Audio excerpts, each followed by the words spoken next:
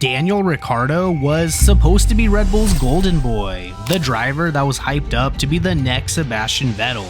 But we all know how that didn't exactly pan out, despite the Honey Badger being one of the most loved and talented racers to never win a driver's championship in F1 history. And just like you, I'll be disappointed to see the F1 grid without him.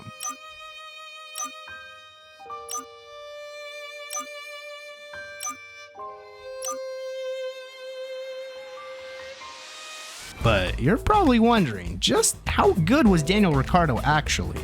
Well, Daniel Ricciardo's love for racing began at a young age when he would watch his father, Giuseppe, race at the local circuit in his hometown of Perth, Australia. And once Daniel started karting himself, at just 9 years old, there was no going back. See, Ricciardo was determined to make it to the big leagues, and after years of grinding through amateur circuits, he would get his shot in the Formula Renault 2.0 series, where he started to get some recognition after finishing 6th place in Italy. But soon after, he would be competing with Valtteri Bottas for the Euro Cup Formula Championship. And come on guys, you can't tell me this wasn't an epic battle. And Ricciardo's going for it, he's got his wheels on the white line, he dives into something, forces Bottas out wide, and Ricciardo takes the lead on the way in Tabby for the very last time. The championship was decided by only 3 points, as Bottas narrowly edged out the Aussie 139 to 136. Man, talk about unlucky. But then, in the middle of the 2008 season, Ricciardo was finally given his big break in the Formula 3 series. Although he would go on to race in just 2 Grand Prix during the season, in a grid starting Nico Hülkenberg and Jules Bianchi, he had finally gotten one step closer to his dream.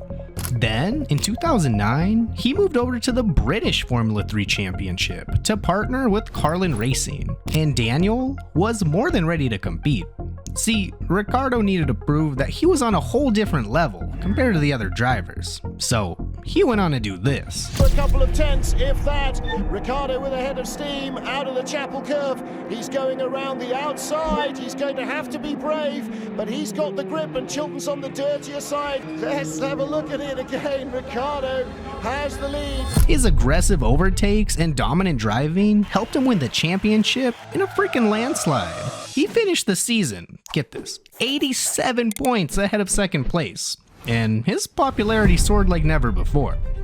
But his performance wasn't enough to get him into the big leagues quite yet, as in October 2009, he switched over to the Formula Renault 3.5 series, racing alongside 3-time Le Mans winner Brendan Hartley. Unsurprisingly, Ricciardo had a very impressive season, starting on pole in 6 of his 12 races, and even winning 3 of them. However, we all remember him for his disastrous incident in Silverstone towards the end of the year. The Englishman has been so strong in qualifying. The vortex car gets very sideways, almost hits, and Pierre collides. Where's Ricciardo? Ricciardo rolls out of the race.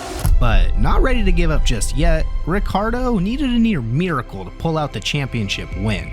And he got pretty close, finishing in 2nd, 1st, and 4th in the final 3 races of the season. But he would ultimately lose out to Michael Aleshin in the standings by just 2 points. But by then, he was already on Formula 1 teams' radars, and his dreams finally became a reality after he was given his first F1 contract with HRT Racing.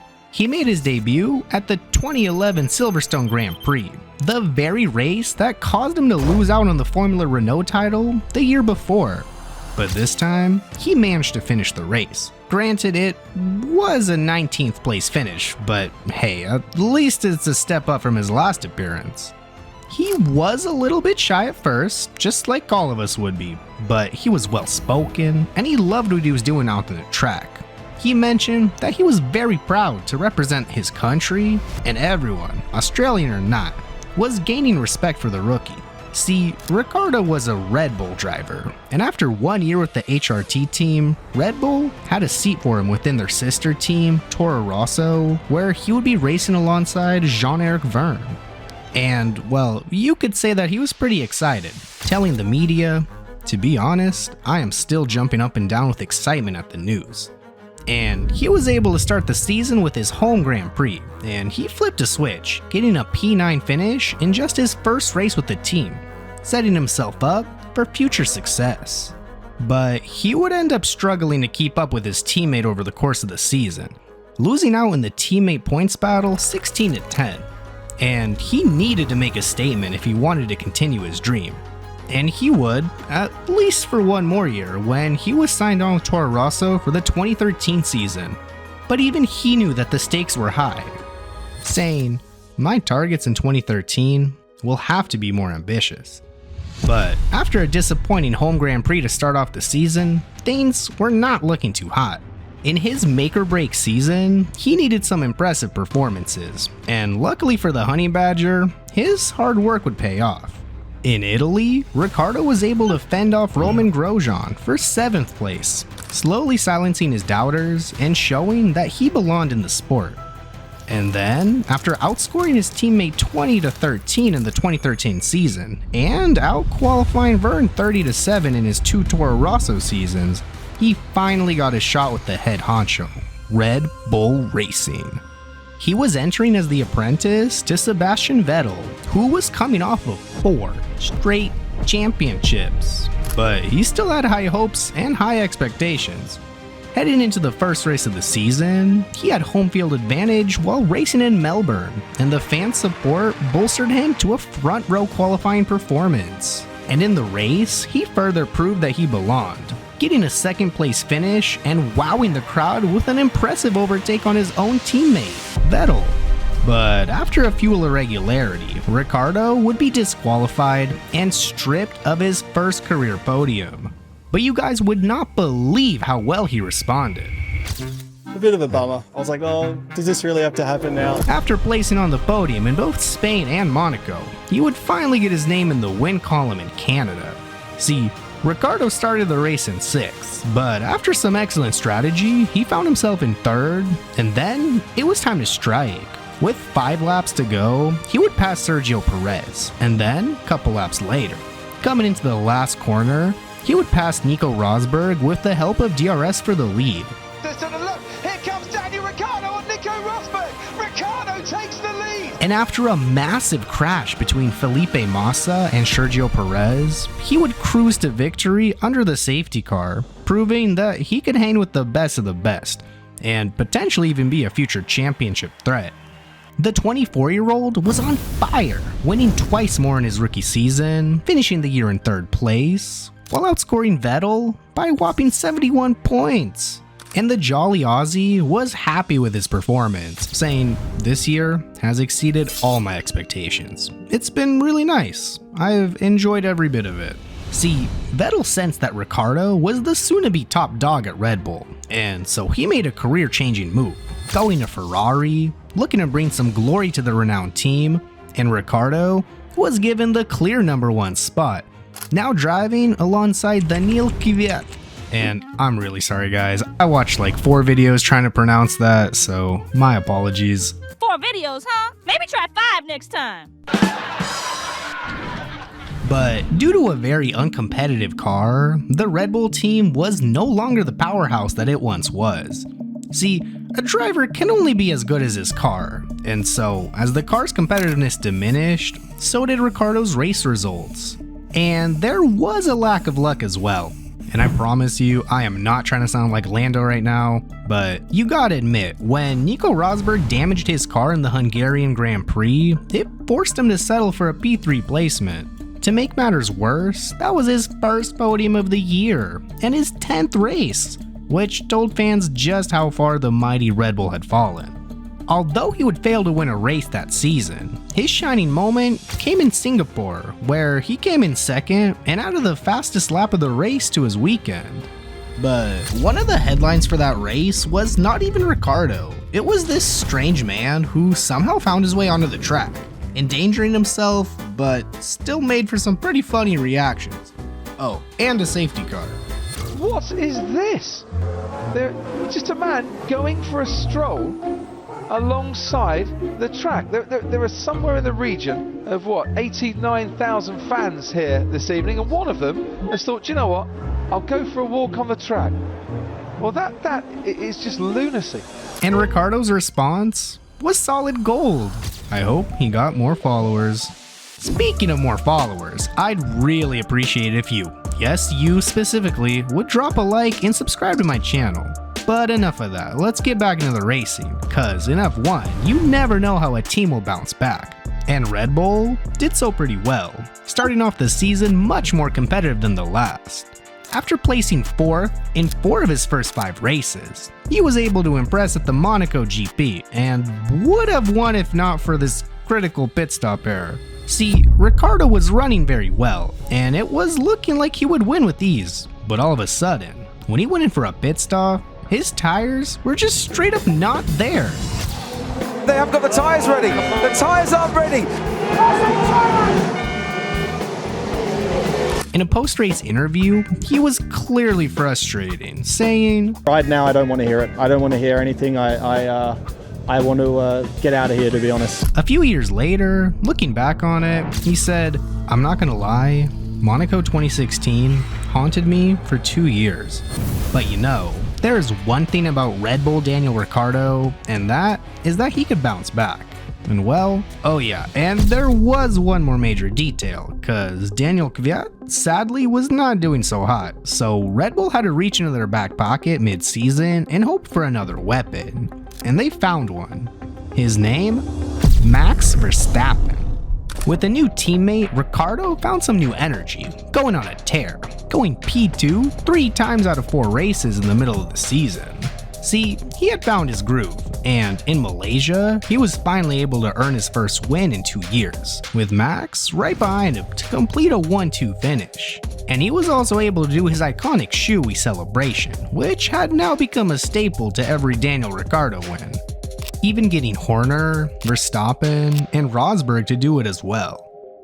Now, many of you F1 fans may remember the 2016 season as the season that Rosberg finally took down Hamilton, but many forget that Ricciardo's efforts were enough to bring him to a 3rd place championship finish, much better than his 8th place finish the year before. But as you can obviously tell, he was not yet able to get close enough to the championship, because Mercedes had become the top dog, and a clear one.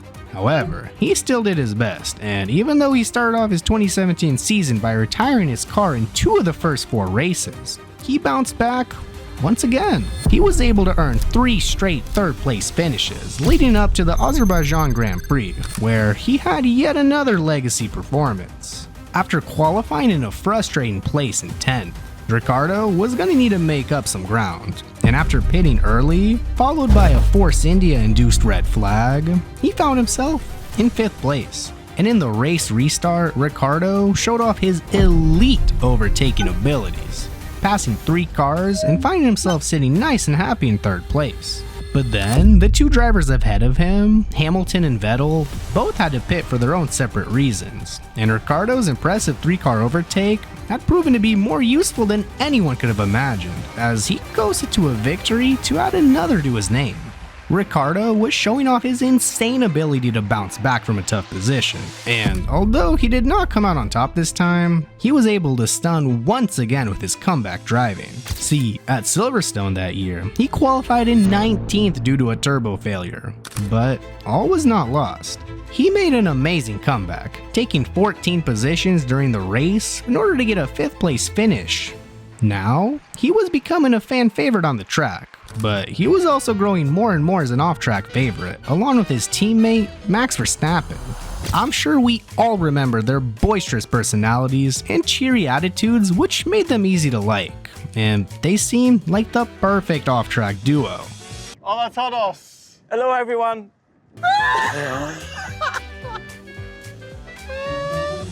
They were fun to watch, but even then, you have to remember that they are competitors and that they will do anything to win. After winning in China to start off the 2018 season on a hot note, the F1 series traveled to Azerbaijan, and what ensued was one of the most frustrating crashes of all time. On lap 40, as Ricciardo attempted to perform an overtake, he went right into the back of Max, which not only took himself out of the race, but his teammate as well. The consensus was that it was Verstappen's fault, and even though the drivers were clearly both frustrated, Ricciardo handled it with class. And although he could have exploded and gone crazy, he just looked on to the next race. And just 2 races later, he not only redeemed himself, but also redeemed his disastrous 2016 race at Monaco, when he traveled down to Monte Carlo once again. After getting pole in qualifying, he was in a great position, and this time, he made sure not to throw it all away, and so did his team. Daniel was able to ward off the attacking drivers and coast to a dominant victory, taking a lot of the weight off his shoulders that he still held from 2 years prior. But then, all of a sudden, Ricciardo made a surprising move in August of 2018. After his fairly successful years at Red Bull, Ricciardo wanted a new challenge, and for him, that meant moving teams. And so, replacing Carlos Sainz, he took the job at Renault, saying that it was one of the most difficult decisions of his entire career. With the news out there, all he could do was give it his all, and that is exactly what he did. Although he never found himself on top for the rest of the season, or even on the podium, Red Bull fans were still dreading his departure, and they knew that they would miss the driver when he made his move. But the move to Renault was not all that he thought it would be. Although he was outracing his teammate, Nico Hülkenberg, quite well, it was nothing like his time at Red Bull. But he was able to get close to the podium in Italy, where he finished in 4th place. Finishing the season with 54 points was not quite as stellar as his Red Bull days, but he still broke the top 10, optimistic for the seasons ahead. And when talking about the 2020 season, he said, "I feel like we've got a strong direction on next year." But boy, didn't we all feel optimistic about that year. With a new teammate and a shortened season, a much better year was definitely a possibility. But even though he was optimistic about the Renault team, there was an open spot next to Lando Norris at McLaren. And when offered the position, Ricciardo decided to make yet another move, announcing that he would leave Renault at the end of the season. Knowing that it would be his last season with the team, and after starting off the season in a very mediocre way, people began to believe that he had made the right move. But once he finally caught steam, he was rolling. After finishing in 4th place 3 times in 6 races, he was finally able to get a taste of the beautiful podium once again at the Eiffel Grand Prix. And not only was it his first podium with the team, but it was the team's first podium dating back to 2011, proving that Ricciardo could maybe be right about Renault and their potential. And then, 2 races later, he was able to fight off his former Red Bull teammate Kvyat to grab his 2nd podium of the season. But after finishing the season with an 11 race point scoring streak, it was time for another team to say goodbye to the Honey Badger. Thank you, Daniel. It's been very dense and short at the same time. You've been mega. You've been driving us forward. So thanks to you, and we look forward to racing against you next year very much. You could tell that Ricciardo was still the same exciting, fun driver, but he just did not have the skills that he used to. But that was until the 2021 Italian GP, where he put together an amazing drive against all odds. After starting on the front row, Ricciardo was able to take the lead heading into turn 1. And thanks to a Hamilton-Verstappen crash, Daniel was able to fend off other drivers, including his teammate, to get back up on the top step for the first time in what felt like an eternity for F1 fans. It was amazing to see, and Ricciardo was emotional while giving us hope that he might be back to his old form. But that would not be the case, because after finishing the 2021 season with 45 less points than his teammate, and an even worse 2022 season with his 37 compared to Lando's 122, it was clear that his best days were over, and it looked like that would be the end of Daniel Ricciardo. See, Ricciardo was given some love from his former team Red Bull, as they gave him the position of the 3rd driver at the team. Red Bull team principal Christian Horner even said, "It is great to bring Daniel back into the Red Bull family. He has enormous talent and such a brilliant character. I know the whole factory is excited to be welcoming him home." And trust me, he spoke for everybody. But after a horrific start to the season at AlphaTauri for Nick De Vries, Ricciardo was given the seat, and people hoped that the time off would help. But unfortunately for him, he would break a finger, and it would keep him out of 4 races of an already shortened season for the Aussie. He still kept good spirits, and he came back strong, scoring points at Mexico with a P7 performance thanks to a 4th place qualifying, and his team thought, why not give him another shot? So they gave him the 2024 seat. After Mexico, Ricciardo seemed confident, saying that there was lots of good energy, but would it carry over to the next year? Unfortunately, it would not. After having his point total almost doubled by his teammate, Yuki Tsunoda, rumors started going around about whether or not Ricciardo's seat was safe. And unluckily for him, it was not, as up-and-comer Liam Lawson was waiting in the wings for his shot. And after the Singapore GP, it was pretty much certain, as Ricciardo gave a heart-crushing interview where he was clearly emotional, knowing that his long career was coming to an end. While there will always be hope of another Daniel Ricciardo comeback, this is probably it, and the last chapter of Daniel Ricciardo's storied, loved, and impressive career that F1 fans will never forget. Make sure to like and subscribe for the best Formula 1 content out there, and check out these videos while you're at it.